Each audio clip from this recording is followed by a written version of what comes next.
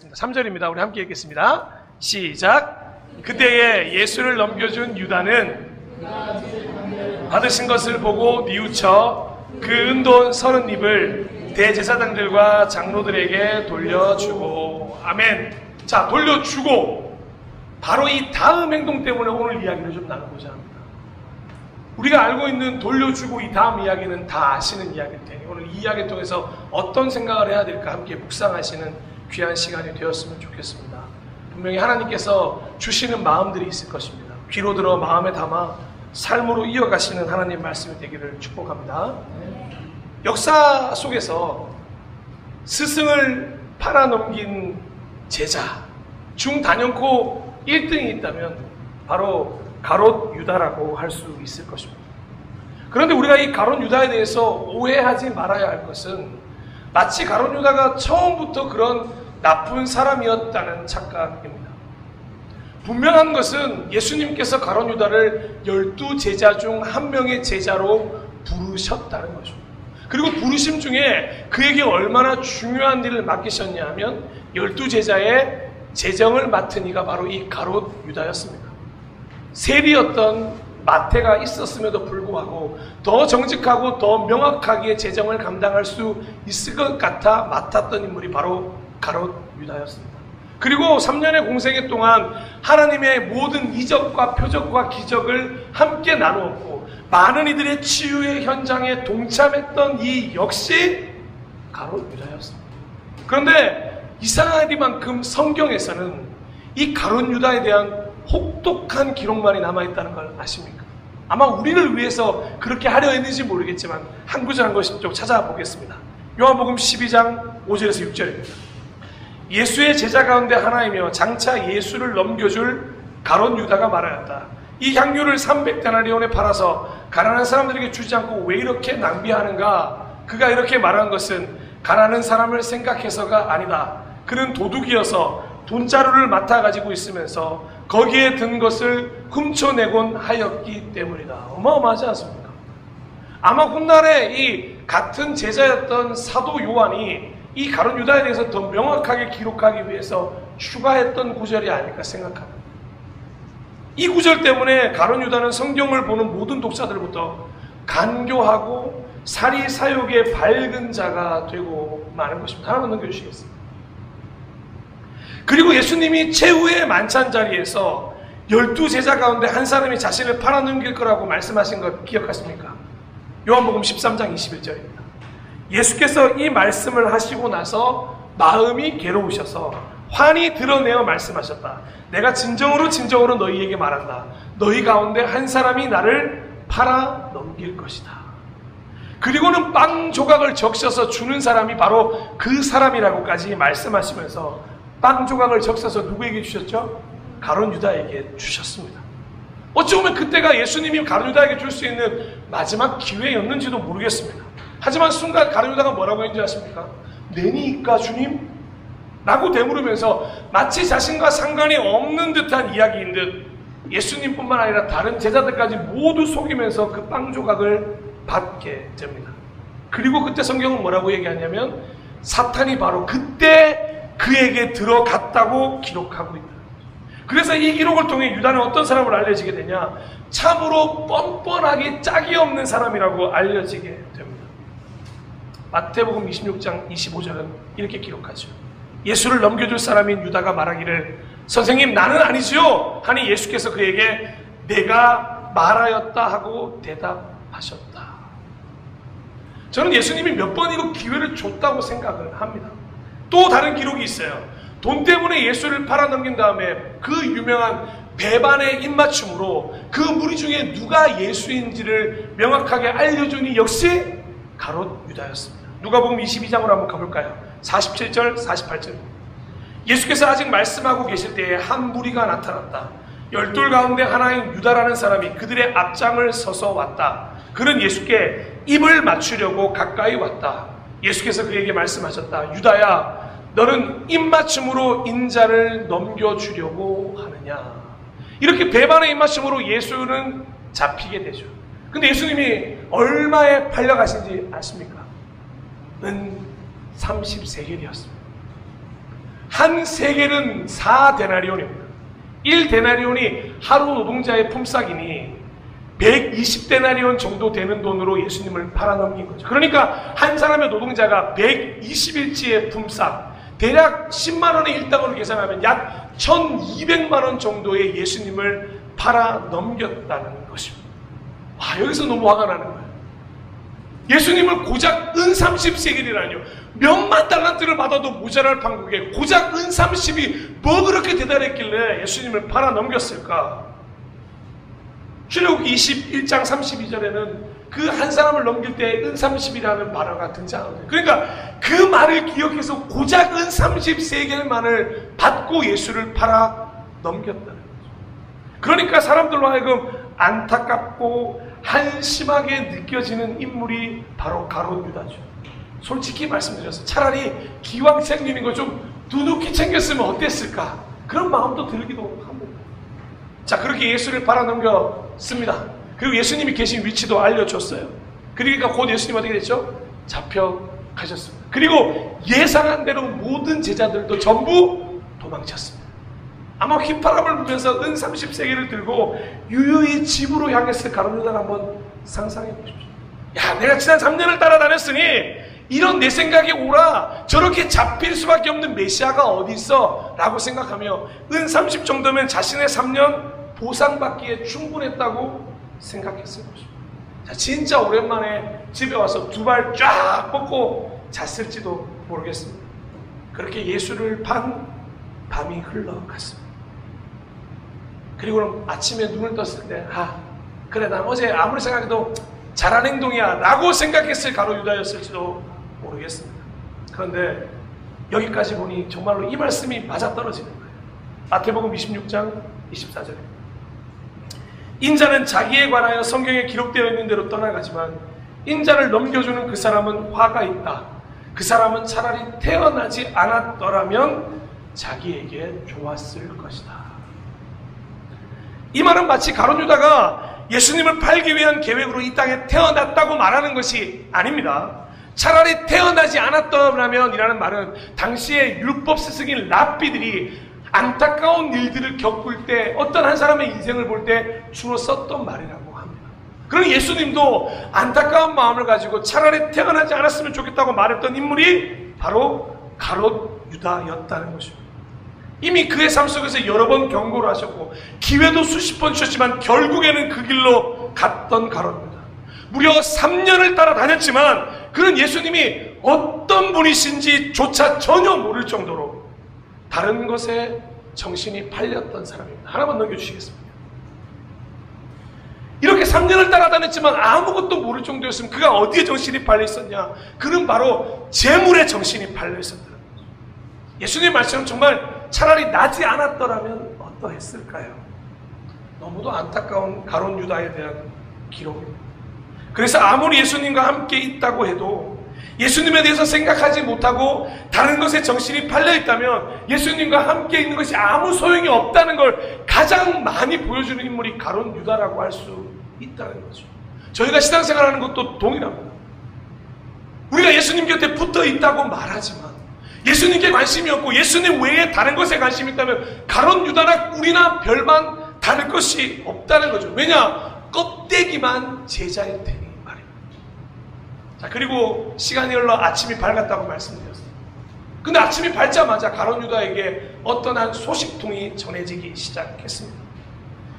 이날이 어떤 날입니까? 예수 그리스도께서 온 인류의 죄를 지시고 십자가를 지시는 날입니다. 우리 입장에서 보면 말이죠. 그런데 율법학자들이나 대제사장의 입장에서는 그토록 앓던 이가 빠지는 날이었습니다. 한 가지 소식, 어떤 소식이었습니까? 대제사장들과 백성의 장로들이 예수를 죽이기로 결의하고 결박한 후에 빌라도에게 넘겼다는, 즉 유죄 판결을 받았다는 소식이었습니다. 근데 이 순간 갑자기 가룟 유다가 얼음처럼 굳어버리게 됩니다. 그저 예수님이 메시아가 아닌 것 같아서 그냥 율법학자와 대제사장들한테 예수가 있는 위치를 팔아넘기고 그가 하는 행동을 멈추고자 했던 게 가룟 유다의 행동이었는데 지금 어떤 결과입니까? 그를 죽이기로 결의하고 로마 총독인 빌라도에게 데려가 주었다는 것입니다. 아무리 생각해도 자신의 마음에 들지 않아 넘기긴 했지만 예수가 죄가 없다는 걸 가장 먼저 알고 있었던 사람이 바로 12제자 중 한 명이었던 가룟 유다 아니겠습니까? 순간 마음속에 이건 아니지, 왜 이런 일이 벌어졌지? 라고 생각하는 마음이 들기 시작했다는 거죠. 그러니까 가룟 유다는 예수님이 그 어떤 죄도 짓지 않았던 죄가 없는 분이시라는 걸 이 순간 분명히 알게 되었다는 거죠.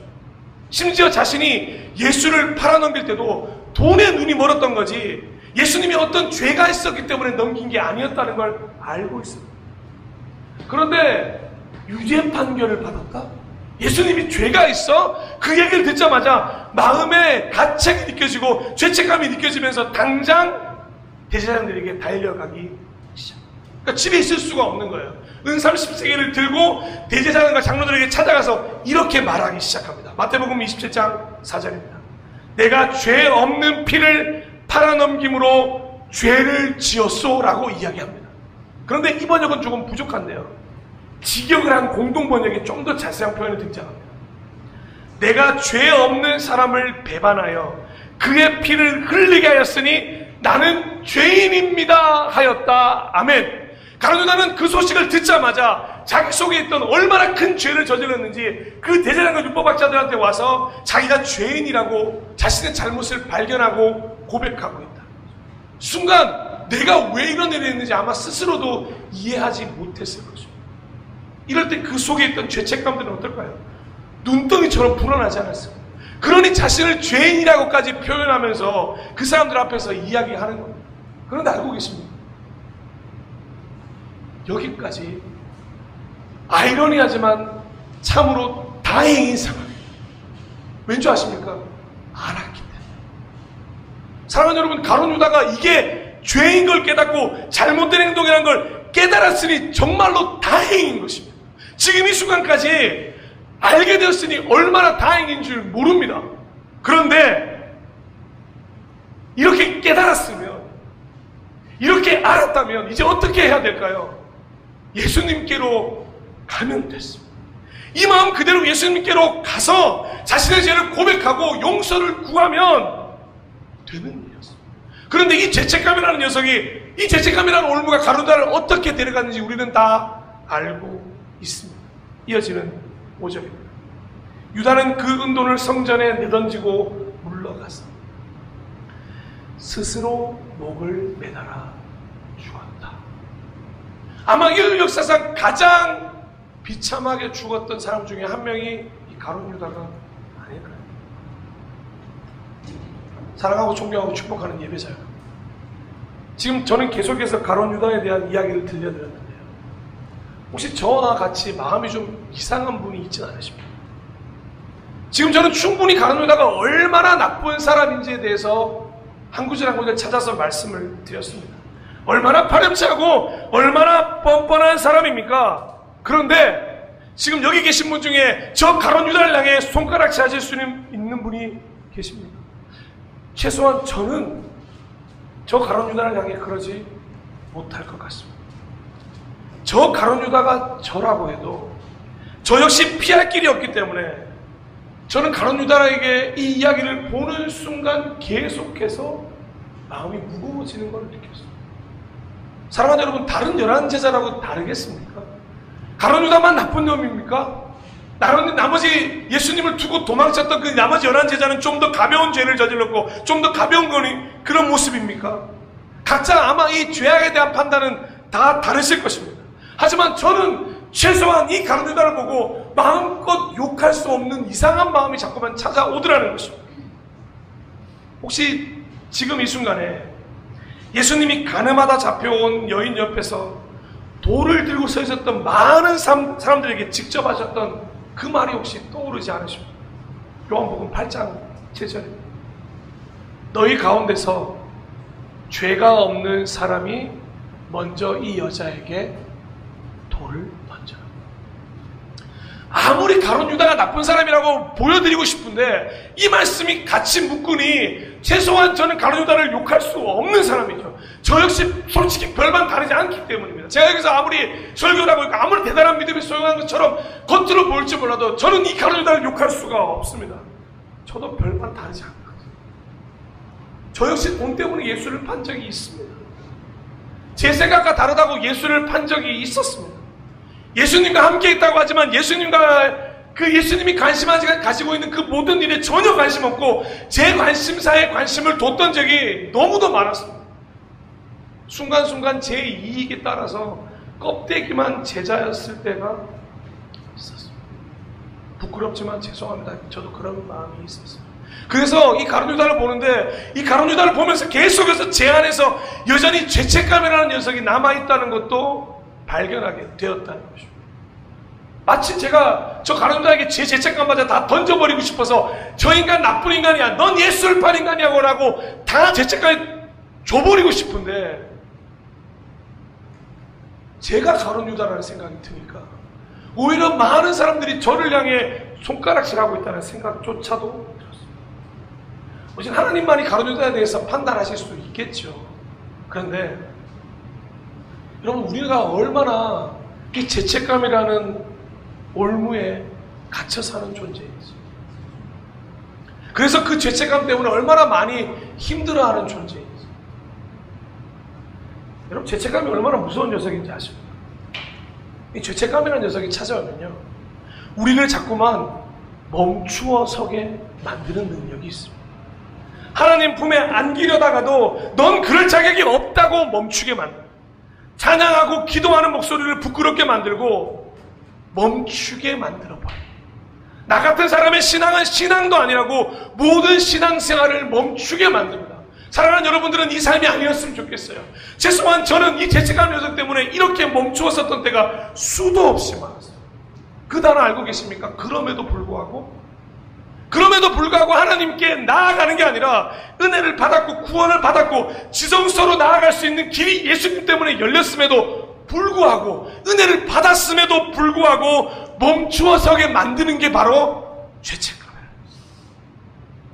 밤마다 눈을 감으면 찾아오는 참으로 무서운 녀석. 너 잘 믿고 있는 거 맞아? 너 지금 똑바로 하고 있는 거 맞아? 가룟 유다도 이 죄책감에 한번 빠지고 나니까 헤어나올 수가 없었던 거죠. 그래서 그가 하지 말아야 될 안타까운 결과로 나올 수밖에 없었다는 거죠. 그래서 오늘 우리는 이 가룟 유다 이야기를 통해서 꼭 생각해 보아야 될 부분이 있다는 거죠. 가룟 유다뿐만이 아니라 하나님의 아버지의 마음도, 예수님의 바람도 오늘 말씀 속에 담겨져 있는데, 오늘 이 마지막 순간에 가룟 유다에게 총 2번의 기회가 있었다는 걸 알고 계십니다. 은혜로 이어질 수 있는 기회가 있었다는 거예요. 아무리 많은 죄책감이 있었지만 그의 마지막 순간에도 은혜를 받을 수 있고 하나님께로 갈 수 있는 기회가 있었다는 거죠. 하지만 가룟 유다는 그놈의 죄책감이라는 올무를 벗어나지 못하고 그 기회를 날려버리게 되었다는 거죠. 자, 그 기회 2가지를 오늘 좀 나누고 그 기회 2가지를 우리가 좀 잡았으면 좋겠는데, 첫 번째는 아까 읽었던 바로 3절입니다. 자, 다시 한번 읽어드릴게요. 그때에 예수를 넘겨준 유다는 그가 유죄 판결을 받으신 것을 보고 뉘우쳐 그 은돈 30입을 대제사장들과 장로들에게 돌려주고,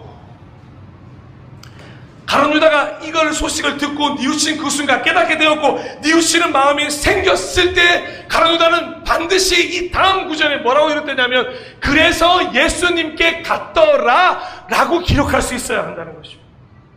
그 죄책감을 이길 방법이 돈을 돌려준다고 죄책감을 이길 수 있는 방법이 아니었다는 거죠. 돈을 받았기에 돌려주고 나면 후련해질 거라는 건 착각입니다. 왜냐? 돈을 받았을 당시에 이미 마음으로 예수 그리스도를 버렸기 때문이죠. 아무리 돈을 돌려주더라도 죄책감은 그를 계속해서 괴롭힐 것입니다. 그 직접적인 대상, 대제사장들과 장로들에게 돌려주고 예수께로 갔더라. 그러니까 뉘우쳤다면, 깨달았다면, 가책을 느꼈다면 그 마음 그대로 예수님께 가야 한다는 것입니다. 근데 이게 너무도 중요한 게 우리 가정생활에서도 너무도 중요해요. 하나만 넘겨주시겠습니다. 자, 뉘우쳤다면, 깨닫고 가책을 느꼈다면 그 마음 그대로 예수님께 가야 한다. 이거 우리 자녀들에게 부모님이 바라시는 마음들 아니죠. 사랑하는 자녀 여러분, 일을 아주 쉽게 해결할 수 있는 방법이 뭔지 아십니까? 무언가 잘못됐다고 생각됐을 때 그걸 가지고 부모님께 가는 것. 아니, 이건 다른 사람과의 관계도 마찬가지입니다.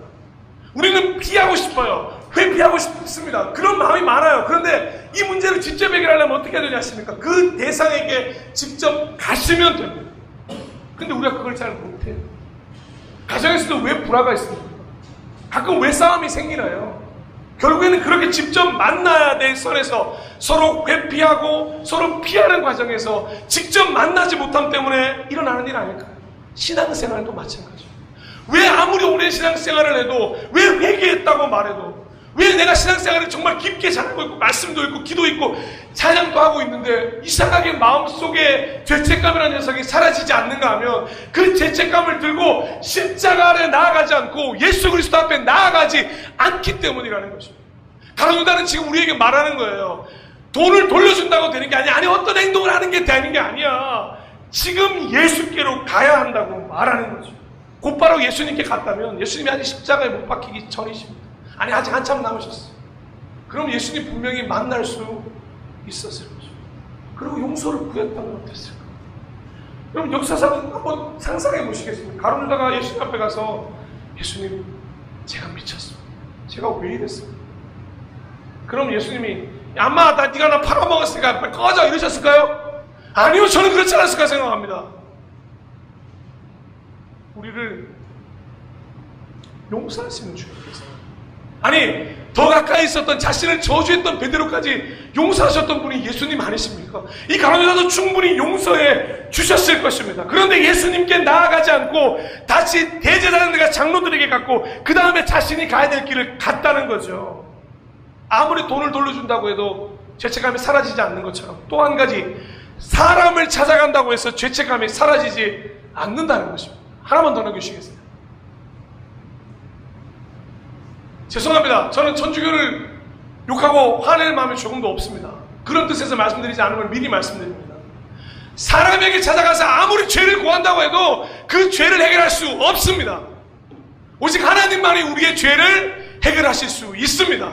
오직 예수님만이 우리의 죄를 지시고 십자가에서 죽으신 분이심을 믿습니다. 아무리 우리가 죄책감이 가득하고 어떤 권사를 만나고 어떤 장로를 만나고 아니 심지어 저를 찾아오시더라도 죄송합니다만 그 죄책감을 저한테는 해결할 방법이 없습니다.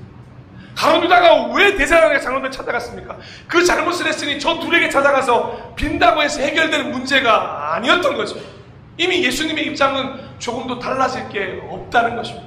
사랑하는 여러분, 어떤 행동으로도 되지 않습니다. 사람에게 하려고 해도 되지 않는다는 거죠. 오직 방법은 하나, 예수님께로 나아가죠. 혹여나 여러분 가운데 죄책감들이 있으십니다.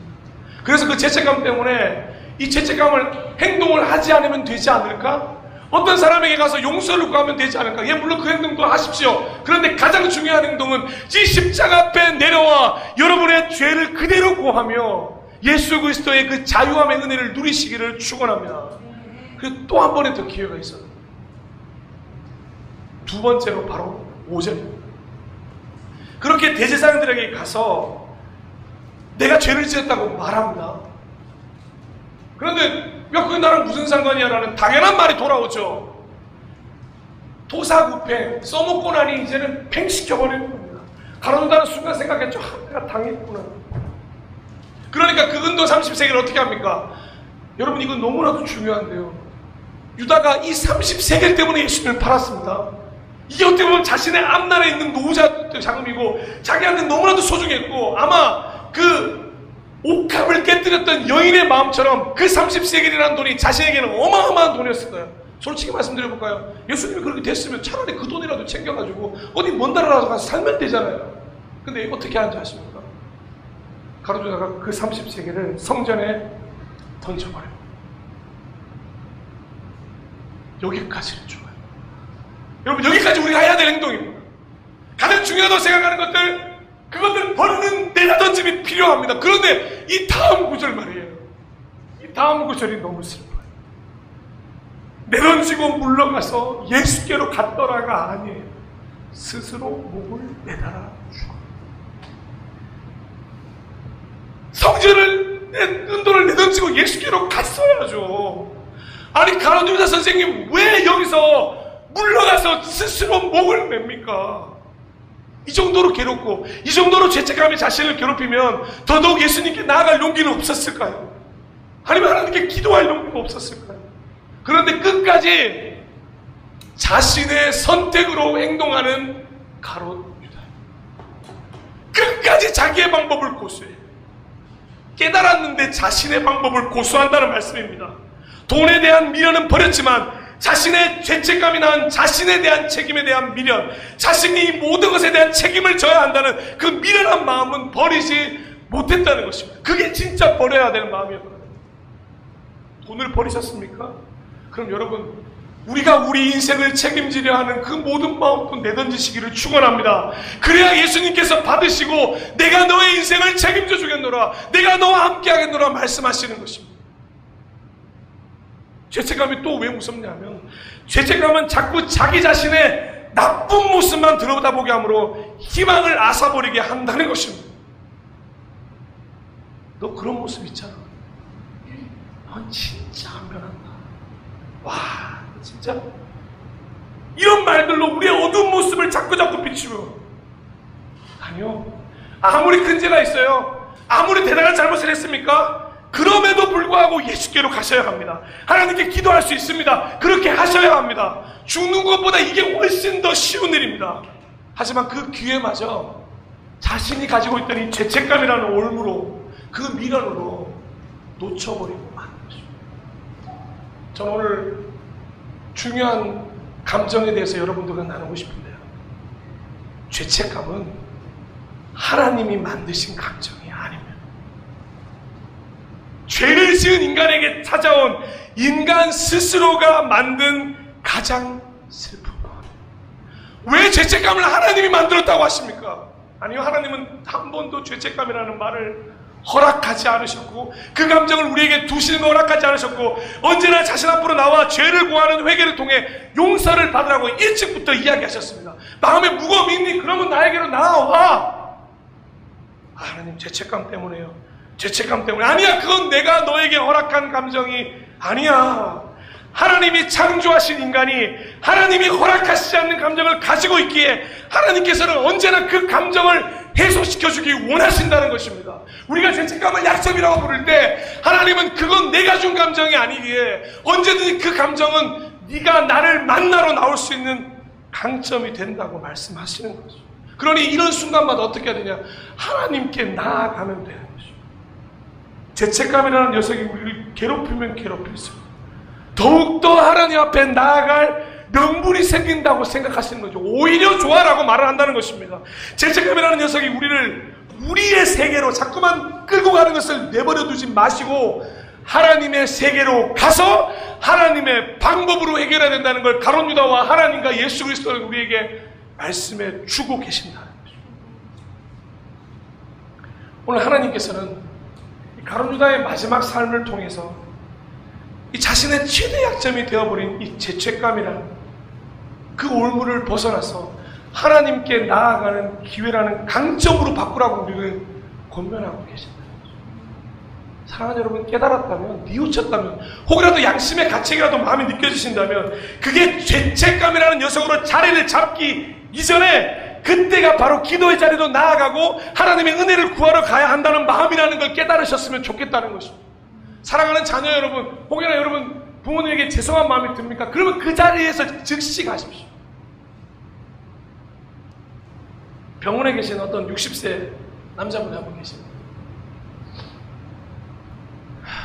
아프셔서 꽤 오래 누워 계셨어요. 그런데 늘 어머니께 죄송한 거예요. 어머니도 괜찮으신데 어머니한테 너무 죄송해서 어머니에게 전화를 못 하겠다는 거예요. 아니, 죄송한데 왜 전화를 못해요? 죄송했어요. 그래도 하셔야죠. 죄송했어요. 그러면 어머니가 죄송한 마음 모르잖아요. 전화해서 죄송하다는 말이라도 한마디 하세요. 죄송하다는 말을 하기 죄송했어요. 계속해서 되돌림표를 얘기하는 겁니다. 그래도 하셔야 돼요. 아니, 죄송했어요. 죄송하다고 하셔야죠. 죄송하다고 말하기 죄송했어요. 여러분, 이거 우리의 마음이에요. 전화를 하시면 돼요. 그리고 있잖아요, 그 어려운 말 한마디 하면 됩니다. 죄송해요, 이거 돌아가시고 나면 하셔도 못하는 말입니다. 그토록 죄송하다는 말도 못해요. 천국 되고 가끔씩 왜 그런 거 아시잖아요. 강사자 가서 엄마 그동안 미안했어, 아빠 그동안 미안했어 라고 말하는 그런 순간 말고요. 지금 하셔야 됩니다. 하나님은 지금입니다. 지금. 여러분에게 죄책감이 있다고 지금이라고 말씀드리는 게 아니에요. 혹여나 여러분이 죄책감 때문에 하나님과 멀어져 있고 여러 가지 관계 때문에 하나님과 멀어져 있다면 바로 지금이 하나님께 나아가야 될 절호의 기회라는 걸 말씀드리고 있다는 것입니다. 가룟유다는 그런 이야기를 드리는 거예요. 결코 제자리로 돌아가려고 하는 노력을 하지 않고 사람을 찾으러 해결하려고 하는 노력하지 않고 반드시 하나님께 나아가고 기도의 자리로 나아가고 그 자비와 긍휼의 자리로 억지로라도 두렵더라도 걱정되더라도 부끄럽더라도 가야 한다는 것입니다. 이사야 1장 18절에 이런 말씀이 있습니다. 주님께서 말씀하신다. 오늘아 우리가 서로 변론하자. 너희가 죄가 주홍빛과 같다 하여도 눈과 같이 희어질 것이며 진홍빛과 같이 붉어도 양털과 같이 희어질 것이다. 이미 답을 내셨어요. 아니 변론하자라고 말해놓고 이미 답을 내셨어. 나 너희들 깨끗하게 해줄게. 근데 변론하러 제발 나한테 오면 안 되겠니? 나한테 오너라. 시편 103편 2절에서 3절. 내 영혼아 여호와를 찬양하며 그분의 모든 은혜를 잊지 마라. 주는 나의 모든 죄를 용서하시며 나의 모든 질병을 고쳐주십니다. 할렐루야. 그토록 유명한 요한일서 1장 9절 말씀도 나눠드립니다. 우리가 우리 죄를 자백하며 하나님은 신실하시고 의로운 분이셔서 우리 죄를 용서하시고 모든 불의에서 우리를 깨끗하게 해주실 것입니다. 아멘. 사랑하는 여러분, 죄책감이라는 올무에 벗어나셨으면 좋겠어요. 죄책감을 벗고 은혜의 옷을 입어야 해요. 그러기 위해서는 이 죄책감이라는 녀석, 그 약점을 느끼는 순간 그 약점을 강점으로 바꾸기 위해 자신을 찾아라고 말씀하시는 이 하나님의 음성에 반드시 응답할 수 있어야 한다는 거죠. 다시 한번 분명히 말씀드립니다. 자신의 방법, 사람의 방법으로는 결코 죄책감을 해결할 수 없습니다. 그건 그냥 약점으로 여러분에게 계속 존재할 거예요. 오직 한 가지 방법이 있습니다. 두려움에 빠지게 만드는 죄책감을 통해 오히려 하나님 아버지께로 나아가야 하는 마음을 굳게 하시기를 소망합니다. 그러면 로마서 8장 15절에서 이렇게 말씀하시는 거예요. 여러분은 또다시 두려움에 빠뜨리는 종살이 영을 받은 것이 아니라 자녀로 삼으시는 영을 받았습니다. 여기서 다 함께 읽어볼까요? 시작! 그래서 우리는 아멘! 죄송합니다라는 말 다음, 하나님 저 왔습니다라는 말 다음, 하나님이 우리 뭐라고 부를 수 있을까요? 무섭고 엄벌하시고 그런 하나님이 아니라 아빠, 아버지라고 부를 수 있게, 죄책감을 통해서 오히려 믿음으로 하나님을 다시 한번 아빠와 아버지의 관계로 회복할 수 있다고, 그런 선포를 말씀해 주시는 것입니다. 그래서 하나님께 나아가기만 한다면 죄책감이라는 것이 그 약점이 얼마나 아무것도 아닌지를 깨닫고 오히려 자유와 해방을 만날 수 있게 되는 강점이 되는 것입니다. 로마서 8장 1절에서 2절입니다. 그러므로 그리스도 예수 안에 있는 사람들은 정죄를 받지 않습니다. 그것은 그리스도 예수 안에서 생명을 누리게 하는 성령의 법이 당신을 죄와 죽음의 법에서 해방하여 주었기 때문입니다. 아멘. 이 해방감을 누리시기를 소망합니다. 부디 교회 다니시면서 이 죄책감 때문에 억눌려 계시지 않기를 소망합니다. 그래서 마지막으로 요나서의 이야기를 함께 나누고 싶은데, 저는 구약에서 가장 지혜로운 사람을 뽑으라고 말한다면 조금의 지체 없이 솔로몬 아닙니다. 저는 니느웨 사람들이라고 생각합니다.